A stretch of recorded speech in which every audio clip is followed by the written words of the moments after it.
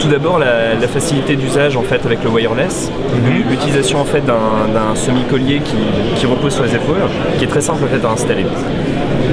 Je dirais l'usage quotidien est vraiment facilité. Deuxième chose, je pense que c'est surtout la possibilité en fait de faire une récupération des données avec un seul signal. Auparavant, je vais prendre l'exemple de l'Aurikel, on était obligé de faire en fait une mesure oreille par oreille. C'était quand même un peu chronophage. Là, l'avantage c'est qu'on place les deux sondes, on fait la stimulation et on récupère en fait les informations instantanément. L'aspect en fait compact du matériel et ce haut-parleur qui permet en fait de stimuler. On ne va pas démultiplier en fait le matériel. Auparavant, on avait l'Aurikel ou un autre matériel et toujours en fait une enceinte extérieure qui projetait en fait le son de stimulation. Aujourd'hui, on a vraiment un système compact qui va stimuler frontalement en fait le patient qui est face à l'Aurikel. C'est un gain de place automatique. Les anciennes chaînes de mesure audiomètre avec mesure in vivo étaient quand même assez imposantes. Encore une fois, on va se retrouver en fait avec une enceinte de référence qui prend un peu de place. L'avantage, c'est qu'on va avoir un tout en un. On a la possibilité de faire les PMM et on a notre enceinte qui est incorporée. C'est très simple, ça se pose très facilement sur un bureau, c'est très design, c'est modulaire, c'est bien. Si on veut un centre moderne, si on veut un centre qui est agréable, qui pour le patient, pour sa pratique de tous les jours, parce que je pense que c'est important personnellement, travailler avec du matériel de bonne qualité, c'est quand même un confort. C'est vraiment important en fait d'avoir du matériel de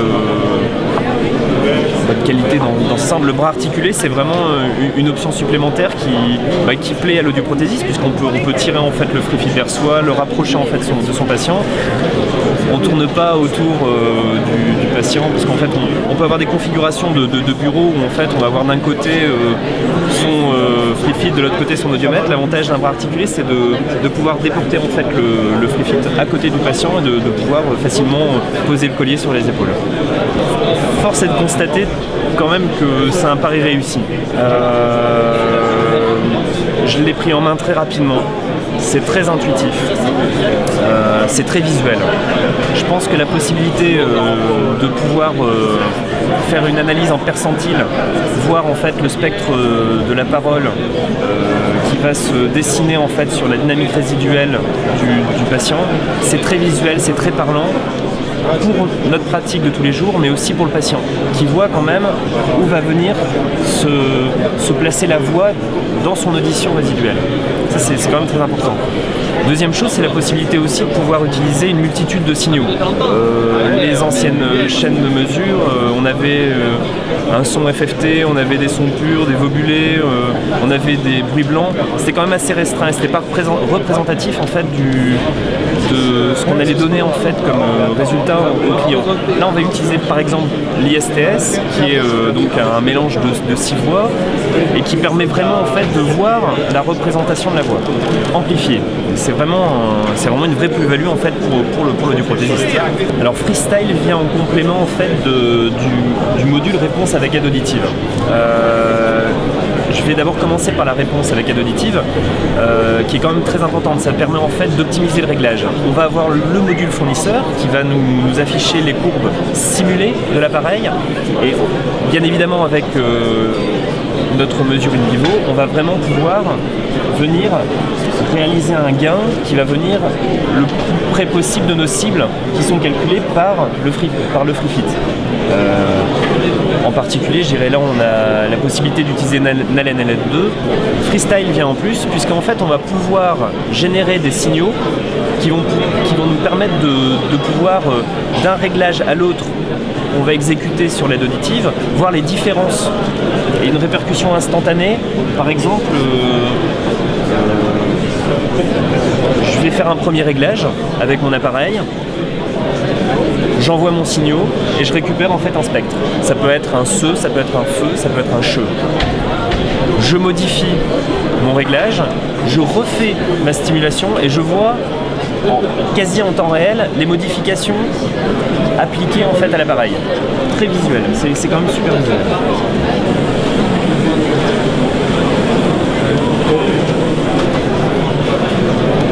C'est la possibilité en fait de pouvoir comparer une première mesure d'une deuxième et de voir en fait la différence, tout simplement par une soustraction. C'est un avantage, en particulier sur un microphone directionnel. Je vais faire un premier enregistrement avec la personne en frontale. Je vais demander à la personne de se retourner et je vais faire un deuxième enregistrement. Je vais pouvoir voir en fait mécaniquement l'amélioration de l'appareil, apportée par l'appareil. C'est très modulaire. Je dirais que l'avantage en fait du module audiométrique, c'est qu'on va directement, dans un premier temps, faire nos mesures audiométriques standards, tonales, vocales. Alors sur le coup de la vocale, l'avantage c'est qu'on n'a plus besoin, encore une fois, d'un matériel supplémentaire. Auparavant, on avait besoin d'un lecteur de CD ou alors de lire soi-même les listes. L'avantage c'est qu'on va trouver en fait des listes dissyllabiques de Lafon, on va trouver des listes de Fournier préenregistrées qui nous permettent en fait, je dirais, de diffuser en fait très facilement les listes de mots et de pouvoir en fait scorer, donner tout de suite un résultat vocal. Je reprends la tonale, je vais faire ma tonale, je vais faire mon seuil subjectif d'inconfort, je vais peut-être même pouvoir faire mon MCL. Et directement en cliquant sur mon PMM, retrouver instantanément mes courbes qui vont être transférées en SPL par exemple et pouvoir tout de suite commencer à travailler les réglages alors que je venais juste de faire l'audiométrie quelques minutes avant. Je pense que c'est essentiel aujourd'hui pour un audioprothésiste qui veut apporter une réelle valeur ajoutée à son patient d'avoir un matériel de pointe. Je pense que on peut plus se passer aujourd'hui évidemment d'un audiomètre, je pense que ça c'est évident, mais d'un audiomètre haute définition d'une part. D'autre part, je pense que l'InVivo doit devenir aujourd'hui pour l'audioprothésiste de référence sur une ville son outil essentiel. On ne peut plus aujourd'hui strictement faire confiance au logiciel fournisseur. Même s'il y a une nette évolution dans un très bon sens du logiciel fournisseur. Mais aujourd'hui, faire une validation en temps réel des réglages, je pense que c'est vraiment essentiel.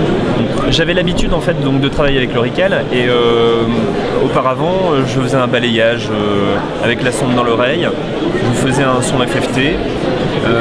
Alors là j'ai découvert en fait avec l'onglet réponse avec aide auditive la possibilité de tester mes 3 niveaux essentiels, vraiment très essentiels. Possibilité de cibler ma voix faible, ma voix modérée, ma voix forte. Donc de pouvoir coller mes réglages sur mes cibles tout en ne faisant pas confiance strictement au logiciel fournisseur. Deuxième chose, la possibilité en fait de tester son MPO. Depuis que j'ai utilisé cette fonction, je crois que j'ai refait tous mes réglages. La possibilité vraiment de donner en fait, de pouvoir calculer ma dynamique, de pousser ma dynamique jusqu'au seuil subjectif d'inconfort du patient, c'est vraiment un outil formidable. Bien souvent, les patients sont accompagnés. Et je pense que pouvoir donner la possibilité à l'accompagnant d'entendre la réalité de ce que son compagnon ou le membre de sa famille entend réellement avec ses appareils auditifs, c'est vraiment très important. La possibilité d'avoir un stéthoscope, de pouvoir utiliser les petites sondes, de les mettre au fond du conduit et de pouvoir récupérer exactement ce qu'entend le patient, c'est vraiment une preuve supplémentaire d'efficacité de l'aide auditive. Et c'est une option qu'on n'a jamais eue d'ailleurs. D'une part, avoir la possibilité d'être très rigoureux.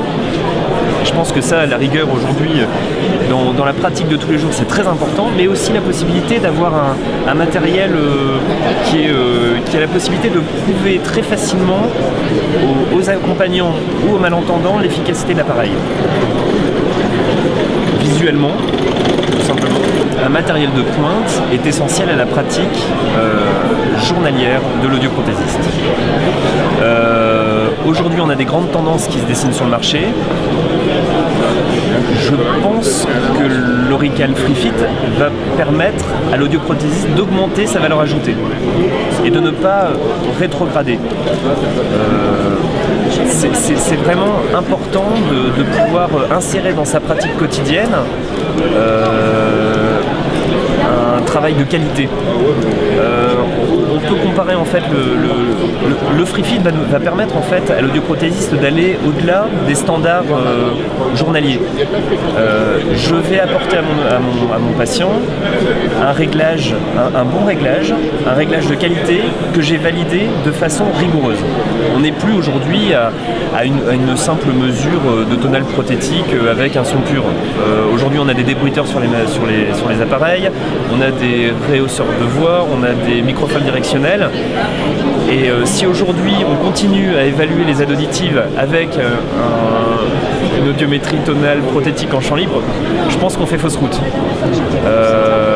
Allons de l'avant. On est en parfaite adéquation avec les temps modernes de l'audioprothèse. Pendant des années, on avait des aides auditives qui évoluaient. Je vais prendre 6, 9, 12, 16 canaux, des compresseurs de meilleure qualité, des réducteurs de bruit qui sont améliorés d'année en année, une directionnalité qui est époustouflante aujourd'hui, et les moyens d'évaluer la prothèse auditive n'avaient pas évolué. Donc là on est vraiment sur un gap. Les aides auditives ont évolué, il faut aujourd'hui qu'en fait le matériel d'évaluation évolue.